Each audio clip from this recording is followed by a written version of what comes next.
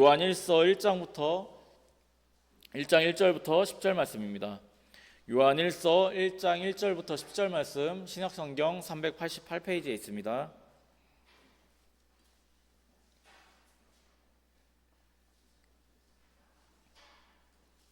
요한일서 1장 1절부터 10절 말씀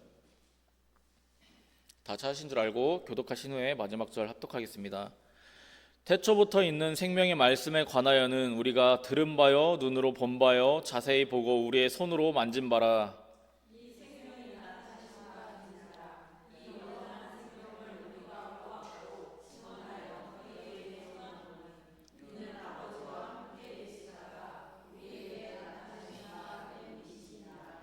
우리가 보고 들은 바를 너희에게도 전함은 너희로 우리와 사귐이 있게 하려 함이니 우리의 사귐은 아버지와 그의 아들 예수 그리스도와 더불어 누림이라.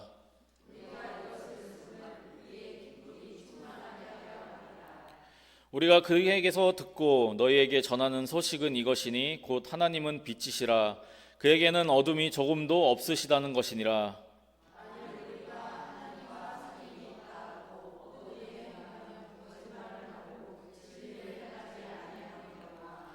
그가 빛 가운데 계신 것 같이 우리도 빛 가운데 행하면 우리가 서로 사귐이 있고 그 아들 예수의 피가 우리를 모든 죄에서 깨끗하게 하실 것이요.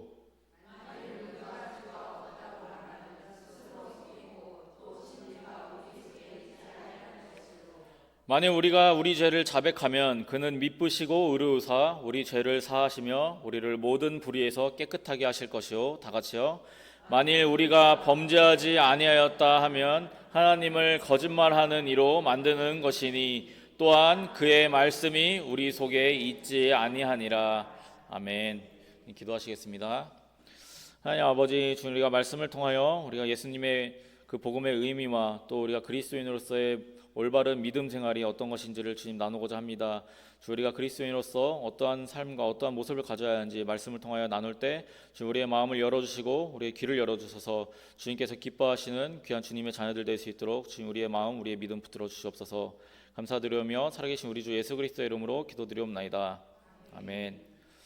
오늘 말씀 요한일서 1장 1절부터 10절까지 말씀 가지고 마음의 기쁨이 가득하려면 이라는 제목으로 좀 말씀을 나누어 보고자 합니다. 먼저 우리가 요한일서의 배경을 좀 알아야 합니다. 우리가 요한일서라는 책이 어떤 배경에서 누가 누구에게 왜 썼는지를 알아야 우리가 이 말씀을 이해하는데 더 많이 도움이 될 수 있으니까 우리가 이 말씀 읽기 전에 좀 그 배경에 대해서 조금 알고자 합니다.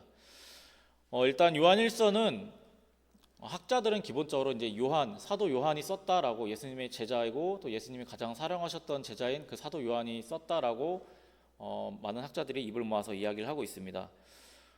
다만 이 요한일서는 요한이 어느 교회에 정확히 썼는지에 대해서는 명확하게 나와 있질 않습니다. 또 알려져 있지 않고요.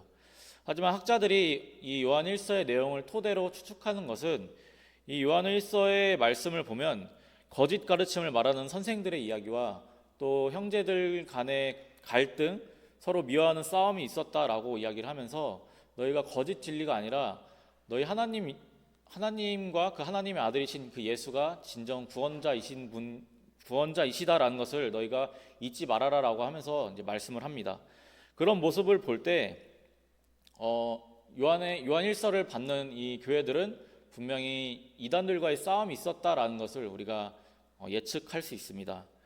요한일서는 주후 70에서 90년 사이에 기록된 것으로 보고 있습니다. 이때를 우리는 이제 초대교회라고 이야기를 합니다. 최초의 교회의 시기이기도 하고 이제 베드로로부터 시작해서 이제 처음 교회가 생겨서 그 교회들이 아직 제대로 된 체계도 잡혀있지 않았고 이제 그저 사도들에 의존해서 예수님의 제자들에 의존해서 말씀을 듣고 배우던 시기, 이때를 이제 초대교회라고 이야기를 합니다. 이때 당시에는 우리가 읽는 이 성경책도 있지 않았습니다. 물론 구약 성경은 있었지만 예수님의 가르침을 얻으려면 결국은 예수님한테 배움을 받았던 그 제자들이나 또 그 제자들에게 배웠던 사람들을 통해서만 예수님의 말씀을 배울 수 있었습니다. 그런데 문제는 그 곧 오시겠다라고 말씀하셨던 예수님께서 거의 70년, 90년이 되도록 이제 오지 않으시고 또 이제 예수님의 제자들이 한 명 한 명 죽어감에도 불구하고 예수님 오지 않으시니까 이제 교회들은 그 예수님의 제자의 제자들이 이제 말씀을 가르치고 또 중심을 이루던 시대가 되었습니다. 그러다 보니 이제 그 예수님을 보았던 사람들이 얼마 없다 보니 이단들이 무슨 말을 할 때 거기에 쉽게 휘둘릴 수 있는 상태가 된 것입니다. 이때 교회들을 흔들었던 가장 강력한 이단이 이제 영지주의라는 이단입니다.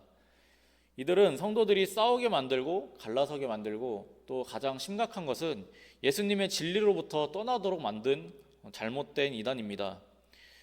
이들의 가장 기초적인 사상이 무엇이었냐면 영적인 것은 선하고 육적인 것은 악하다라는 것이었습니다. 그리고 이 사상을 토대로 예수님의 신성 그리고 하나님이 예수님 되신 것까지도 부정하는 잘못된 가르침을 전파했고, 성도들이나 또 하나님의 말씀을 똑바로 알지 못하는 이방인 성도들은 이런 말들에 너무 쉽게 흔들렸습니다. 이 이단들은 이런 논리로 본질상 하나님과 동등하시지만 자기를 낮추시고 죽으셔서 피조물들을 구원하신 예수 그리스도를 하나님이 아니다라고까지 부정을 했습니다. 왜냐하면 이들의 논리에 의하면 육신은 악한 것이고 영은 선한 것인데, 하나님이신 그 영이, 그 선하신 영께서 어떻게 육신을 입고 이 악한 곳에 올 수 있겠냐라는 논리였습니다. 그래서 이들의 논리에 의해서 육신은 선할 수가 없기 때문에 십자가에 달린 예수 그리스도는 신이 아니라 그냥 인간이다라고 주장을 했던 것입니다. 심지어는 예수에게 그리스도라는 영이 따로 존재한다고 해서 예수님이라는 인간만 고난이 받고 그리스도의 영은 고난이 받지 않았다라고까지 이야기를 하게 됩니다. 영적인 존재는 선한 존재인데 어떻게 육신이라는 악한 존재에 선한 존재의 영이 들어갈 수 있냐라고 주장을 한 것입니다. 그 선함의 극치인 하나님의 영이 어떻게 이 악한 육체에 들어올 수 있냐라는 것입니다. 근데 문제는 성도들이 이런 잘못된 가르침에 휘둘렸다라는 것입니다. 영지주의 이단들이 말하는 이 인간 예수는 하나님이 아니다라는 이 설득에 교회 성도들이 흔들린 것입니다. 하나님의 아들이자 본질상 하나님과 같은 분이신 이 예수님이 만약에 인간이시라면 인간의 죄를 대속할 수가 없습니다. 완전한 인간이시면서 완전한 하나님이시기 때문에 우리의 모든 죄를 대속할 수 있었던 것인데, 만약에 예수님이 하나님이 아니시다라고 이야기를 하게 되면 그 우리의 믿음의 근간이 흔들리게 됨에도 불구하고 이 초대교회 성도들이 이 이단의 가르침에 쉽게 휩쓸렸던 것입니다. 예수님이 하나님이시면서 완전한 사람으로서 속죄했다는 것이 중요한데, 그 일을 감당하신 예수님에 대한 믿음이 흔들린다라는 것은 결국 그를 보내신 하나님에 대한 믿음 또한 흔들리는 것이고 잘못된 믿음으로 이어지는 것이라는 뜻입니다. 요한은 요한 1서를 통해서 이단들의 이런 가르침에 대해서 성도들이 흔들리고 또 휘둘리지 않도록 다시 한번 가르치고 다시 한번 예수님의 복음에 대해서 가르치고 있습니다. 동시에 사도된 요한으로서 예수님이 어떤 분이신지를 분명하게 이야기하고 그리스도인들이라면 어떤 모습으로 살아야 하고 어떤 모습이 하나님의 자녀의 모습인지를 다시 한번 말씀합니다. 하지만 아무리 말이 좋은 말이라고 할지라도 이미 영지주의라는 세간에 좀 뛰어나다라고 하는 지식인들이라고 하는 그 사람들이 하는 말에 휘둘린 이 성도들이 아무 사람이 하는 말에 쉽게 넘어갈 리가 없겠죠. 다시 돌아올 리가 없겠죠. 그래서 요한은 자신의 말이 어느 정도 권위가 있다라는 것을 말씀을 통해서 주장하고 있습니다. 저자인 요한은 본격적인 이야기를 하기 이전에 자신의 권위를 먼저 제시하고 있습니다. 사도로서 자신이 전하는 말이 왜 합당하고 또 너희가 왜 다시 예수 그리스도를 올바르게 믿어야 하는지에 대해서 납득할 수 있도록 강조한 것입니다. 교회에서 말씀을 선포하는 선포자가 아무리 좋은 말씀을 이야기할지라도 일반적인 성도들 또 아니면 잘못된 말로 현혹된 성도들이라면 그 사람이 자격 없는 자가 이야기를 했을 때 그 말을 온전히 따르기는 힘들 것입니다. 왜냐하면 그 사람이 누구이고 무슨 자격으로 우리에게 저런 말을 하고 또 저 사람이 누구에게 배웠기에 저런 말을 하는지가 의심스럽기 때문입니다. 그래서 요한은 자기의 권위를 먼저 분명하게 하고 있습니다. 1절과 2절을 한번 같이 읽겠습니다. 시작. 태초부터 있는 생명의 말씀에 관하여는 우리가 들은 바요 눈으로 본 바요 자세히 보고 우리의 손으로 만진 바라. 이 생명이 나타내신 바 된지라. 이 영원한 생명을 우리가 보았고 증언하여 너희에게 전하노니 이는 아버지와 함께 계시다가 우리에게 나타내신 바 된 이시니라. 아멘. 말씀을 보면 요한이 자신이 개인적으로 또 실질적으로 경험적으로 예수님을 만났고 또 만졌고 또 그를 받고 그를 통해서 배웠다라는 것을 말씀을 통해서 강조하고 있습니다. 이 말씀을 듣는 성도들이 지금부터 하는 이야기에 귀를 기울일 수 있도록 자신이 하는 말이 어디로부터 왔는지를 분명한 그 권위를 세운 것입니다.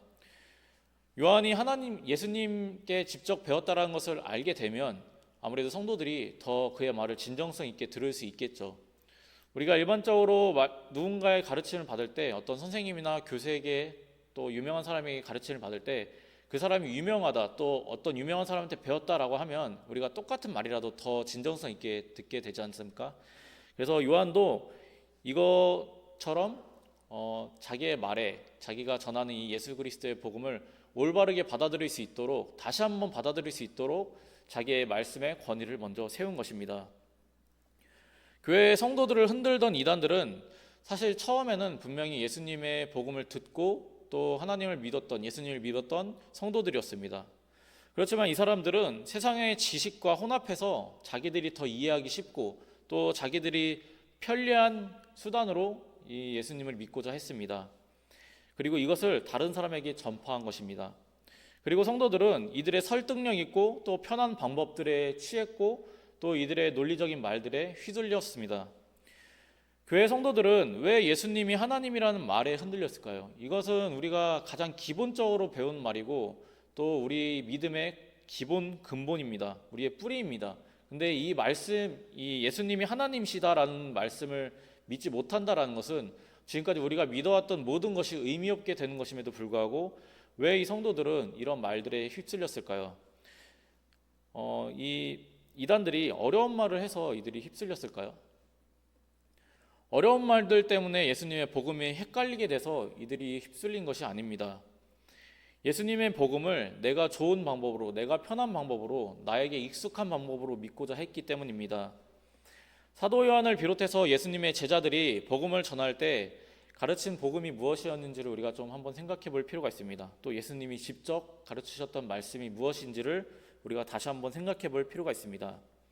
단순히 예수님은 하나님이시고 또 그 예수 그리스도를 믿는 자만이 영생을 받고 그걸 얻는다, 이 말씀, 이 복음만이 전부였나요? 그렇진 않았습니다. 예수 그리스도의 십자가 사역과 구원과 영생을 믿는 것이 복음은 맞지만 예수님께서는 이것만을 말씀하시진 않았습니다. 마태복음 10장 38절 말씀을 보면 예수님이 이렇게 말씀하십니다. 또 자기 십자가를 지고 나를 따르지 않는 자도 내게 합당하지 아니하니라. 예수님을 따르려면, 진정으로 예수님을 영접하고 믿으려면 자기의 십자가를 지고 따라오라라고 말씀하십니다. 예수 그리스도를 구주로 영접하고 예수님의 제자가 된다라는 것은, 예수님의 복음을 전할 수 있다라는 것은 그 사람이 자기의 십자가를 지지 않고는 합당하지 않다라는 의미입니다. 할 수 있냐 없냐가 아닙니다. 합당하지 못하다라는 의미입니다. 자기의 십자가를 지지 않는다면 제자가 될 자격이 없다라는 의미입니다. 이단들이 예수님이 신이신지 아닌지, 영적인 것인지 아닌지, 또 선한지 악한지 이런 어려운 말들로 성도들을 현혹하고 또 흔들리게 만들 수 있었던 것은 예수님의 복음을 너무 편파적으로 또 너무 단편적으로만 받아들인 사람이 많았기 때문입니다. 예수님이 우리에게 주신 복음은, 예수님이 가르쳐 주신 것은, 그 가르침은 하나님을 믿고 그 이름을 믿는 자는 하나님의 자녀가 되는 권세를 얻었다라는 것이고, 하나님의 자녀가 된 자들은 하나님의 자녀답게 살아야 한다는 것입니다. 주 되신 예수님, 하나님과 같이 빛 가운데 행하고 이웃을 사랑하고 하나님을 사랑하는 것, 이것이 예수님이 복음을 전하시면서 우리에게 함께 가르쳐 주신 것입니다. 그런데도 초대교회를 비롯해서 현재까지도 수많은 이단이 이렇게 판을 칠 수 있고 그리스도인들을 현혹시킬 수 있는 이유는 그저 영혼 구원만이 모든 것이라는 어떤 편파적인 이야기들 때문입니다. 여러분, 착각해서는 안 됩니다. 회개가 없이는, 우리가 사랑 없이는 하나님 앞에 예수님의 이름을 힘입어서 나를 내려놓지 않고는 구원을 받을 수 없습니다. 그리고 회개는 나의 죄를 하나님 앞에 인정하고 자복하는 것은 무척이나 어려운 것은 사실입니다. 요한의 편지를 받는 초대교회 성도들과 지금 시대의 잘못된 믿음을 가진 성도들은 편하게 하나님을 믿으려고 했습니다. 6절 말씀은 이렇게 이야기합니다. 6절 말씀 함께 읽겠습니다. 만일 우리가 하나님과 사귐이 있다 하고 어둠에 행하면 거짓말을 하고 진리를 행하지 아니함이거니와. 아멘. 하나님을 믿고 하나님과의 교제를 가지고 있다라고 말을 하면서 내가 편한 대로 신앙생활을 하고 그리스도인으로서 함부로 말하고 함부로 타인을 정죄하고 판단하는 것, 그리고 친절하지 못한 것은 하나님과의 교제가 거짓말이다라는 말을 분명하게 하고 있습니다. 7절은 이어서 하나님께서 빛 가운데 계신 것처럼 하나님 믿는 자들이, 예수 그리스도를 믿는 자들이 빛 가운데 행하면, 선한 일을 하고 선하게 살아낸다면 그리스도께서 주시는 그 교제 가운데 우리 서로 간의 교제가 있을 수밖에 없고 예수님의 피가 반드시 우리를 모든 죄에서 깨끗하게 해주신다고 말씀하고 있습니다. 여러분과 저는 어떻게 신앙생활을 하고 있는지 좀 스스로를 점검하시기를 바랍니다. 우리가 정말로 구원받은 자들처럼 살고 있는지 한번 스스로 점검하시길 바랍니다. 정말로 내 마음에 하나님으로 인한 기쁨이 있는지를 점검하셨으면 좋겠습니다. 여러분, 어떻게 기도하고 계신가요? 내 소원과 내 꿈과 또 나 자신을 위해서, 또 내 가족만을 위해서 신앙생활을 하고 있지는 않은지 스스로 자문하고 점검해 보시기를 바랍니다. 나의 이기적인 마음과 교만한 마음, 또 판단하는 마음, 정죄하는 마음, 누군가를 미워하는 마음, 물질을 향한 욕심, 사람을 향한 욕심, 이런 모든 것들은 하나님 앞에서 죄가 됩니다.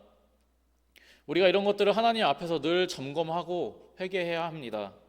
우리가 예수님을 처음 믿었을 때 그때의 회개만이 회개가 아닙니다. 우리가 늘 회개하고 늘 하나님 앞에 나의 모습을 점검해야 합니다.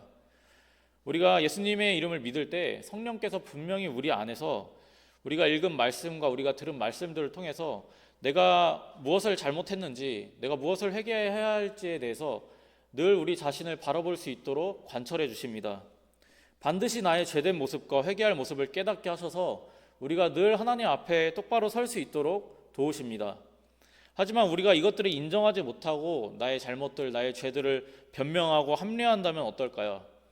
나의 잘못을 내가 인정하지 않고 나는 나름대로 이유가 있다고 이야기한다면 그 모습을 하나님께서 기뻐하시지도 않을 뿐더러 내가 인정하지 않는다고 해서 내가 지은 죄들이 사라지는 것도 아닙니다. 내가 내 문제들을, 내 죄들을 인정하지 않는다고 내 마음이 편해지시나요? 내가 내 죄를 인정하지 않고 내 문제들을 합리화하려고 할 때 또 다른 문제들이 생기고 또 다른 죄들이 생깁니다. 그럴 때 우리의 마음이 편안할 수 있을까요? 우리의 마음이 기쁠 수 있을까요? 그 모습은 정말로 예수 그리스도를 구주로 고백하는 성도의 모습이 아닙니다. 우리는 편안한 종교 생활을 위해서 예수님을 믿는 것이 아닙니다. 예수님도 명확하게 말씀하고 또 오늘 말씀도 우리에게 분명하게 요구하고 있습니다. 9절, 10절 함께 읽겠습니다. 시작. 만일 우리가 우리 죄를 자백하면 그는 미쁘시고 의로우사 우리 죄를 사하시며 우리의 모든 불의에서 깨끗하게 하실 것이요 만일 우리가 범죄하지 아니하였다 하면 하나님을 거짓말하는 이로 만드는 것이니 또한 그의 말씀이 우리 속에 있지 아니하니라. 아멘. 하나님은 하나님이 의로우신 것처럼 우리를 의롭게 하기를 원하십니다. 또 우리가 의롭기를 원하십니다. 하나님께서 출애굽한 이스라엘 백성에게 모세오경을 주신 이유는 노예였던 그들이 하나님의 백성임을 분명히 인지하고 세상과는 다른 또 거룩하고 또 구별된 백성들이 되기를 원하셨기 때문입니다. 우리도 마찬가지로 우리가 예수님을 믿는 자라면, 예수 그리스도를 구주로 고백한 사람이라면 세상과는 우리는 구별되어야 합니다. 세상 사람들이 자기를 합리화하고 자기의 성공을 위해서 무엇이든 할 때 자기의 자존심이 나의 삶의 중심에 있을 때 우리는 내 모든 것을 내려놓고 내 중심을 하나님 앞에 내려놓아야 합니다. 우리가 나 자신을 내려놓고 내 자존심을 내려놓지 않으면 우리가 하나님 앞에 죄를 고백할 수가 없습니다. 하나님은 우리가 하나님이 의로우신 것처럼 의롭기를 원하십니다. 물론 우리가 완벽할 수는 없습니다. 하지만 하나님께서 원하시는 것은 우리가 완벽한 것이 아니라 조금이라도 하나님 앞에 완전하려고 노력하고 애쓰고 또 자기의 죄를 고백하기를 바라는 것입니다. 우리가 죄를 자백하면 하나님께서는 그 죄를 사하시기를 원하십니다. 하나님께서 원하신 것은 죄를 사해 주시기를 원하시기 때문입니다. 하지만 그러려면 먼저 나의 고백이 우선이 되어야 합니다. 나의 자존심을 내려놓는 것, 나의 마음을 내려놓는 것이 우선이 되어야 합니다. 나의 잘못을 고백하고 또 인정하는 일은 너무 힘들고 괴로운 일입니다. 왜냐하면 나의 잘못을 고백한다라는 것, 내가 틀렸다, 내가 죄를 지었다라고 고백한다는 것은 내가 잘못됐다라는 것을 인정해야 하기 때문입니다. 그렇지만 반대로 내가 죄가 없다고 말하는 것은 반대로 하나님을 거짓말쟁이로 만드는 일입니다. 우리는 정말로 매일 범죄하니까요. 내가 인식하든 인식하지 못하든 우리가 사소한 부분에서 누군가를 생각하는 부분에서 말 한마디를 통해서라도 우리가 늘 범죄하고 살아가기 때문에 우리가 죄가 없다라고 이야기하고 나는 잘못한 게 없다라고 이야기하는 것은 하나님을 거짓말쟁이로 만드는 것입니다. 나 자신의 자존심을 지키기 위해서 하나님을 거짓말쟁이로 만드는 그런 죄를 짓지 않으시기를 바랍니다. 하나님이 나를 모자라고 나쁜 사람으로 만들기 위해서 너 죄를 인정해라고 말씀하시는 것이 아닙니다. 하나님께서 우리에게 죄를 고백하기를 원하시는 것은 우리의 죄를 사해 주시기를 원하시고 우리를 깨끗하게 하기 위함입니다. 그리고 나아가서는 우리의 영혼의 구원뿐만 아니라 우리가 이 세상에서 구별된 삶을 살기를 원하시기 때문입니다. 그것이 그리스도인으로서 하나님의 자녀로서 구원받은 백성으로서 합당한 모습이니까요. 하나님께서 원하시는 모습을 살기를 바랍니다. 우리가 하나님을 믿으려니 불안하고 믿지 않으려니 또 불안하고 또 교회 신앙생활을 하자니 힘들고 어려워서 합리화하지 마시길 바랍니다. 하나님을 믿는다는 것은 사실 예수님을 믿는다는 것은 결코 편한 일은 아닙니다. 우리가 편한 신앙생활, 편한 종교생활을 하고 싶으면 사실 예수님을 믿으면 안 되죠. 왜냐하면 우리 자신을 내려놓는다는 것이 너무나도 힘들고 어려우니까요. 하지만 그럼에도 불구하고 하나님께서 우리를 사랑하신다는 것을 우리가 알기 때문에 이 힘든 것, 어려움을 감수하고 이 어려움을 이겨낼 수 있는 힘 주시는 그 예수님 우리가 의지하는 것 아니겠습니까? 우리가 나의 죄를 예수님의 이름으로 고백해서 하나님께 온전히 맡기고 우리가 정말 평안과 기쁨을 누리시기를 원합니다. 내가 내 죄를, 내 문제를 내가 스스로 해결한다고 우리가 해결할 수 있으신가요? 우리가 아무리 애쓰고 내 능력으로 해결하려고 하고 내 자존심으로 해결하려고 한들 그 문제가 해결되었다고 한들 새로운 문제가 안 생길까요? 우리가 살아가는 동안 우리가 끊임없는 문제들을 맞닥뜨리고 끊임없이 나의 자존심을, 내 자존감을 시험받는 일을 겪게 됩니다. 그러나 우리가 나의 모든 중심을 하나님께 둘 때, 우리가 예수님께 나의 모든 문제들 내려놓을 때 하나님께서 우리를 세우시고 또 우리를 통해서 하나님의 영광을 드러내실 줄 믿습니다. 우리가 그 하나님의 선하심과 하나님의 그 선하신 계획 의지하시면서 합당한 하나님의 자녀 되시는 저와 여러분 되시기를 우리 주 예수 그리스도의 이름으로 축복합니다.